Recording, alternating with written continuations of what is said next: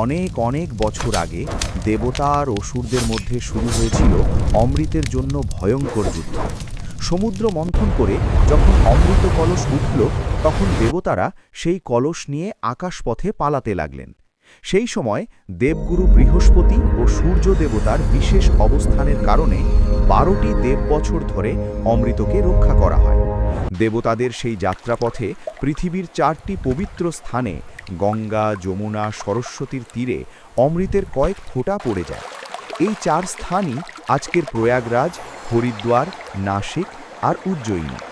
দেবতাদের 1 বছর মানে মানুষের 12 বছর, তাই সেই মহাজাগতিক সময়চক্র অনুযায়ী প্রতি 12 বছর পর পর আসে মহাপবিত্র কুম্ভ মেলা। বিশ্বাস করা হয় এই সময় পবিত্র নদীতে স্নান করলে পাপ মোচন হয় আর আত্মা পায় মুক্তির পথ। তাই কোটি কোটি মানুষ 12 বছর পর কুম্ভ মেলায় মিলিত হন ভক্তি, বিশ্বাস আর আধ্যাত্মিকতার মহামিলনে। সনাতনী হয়ে থাকলে এই চ্যানেলটিকে সাবস্ক্রাইব করবেন এবং লাইক করবেন আর লিখে যাবেন মহাকুম্ভ।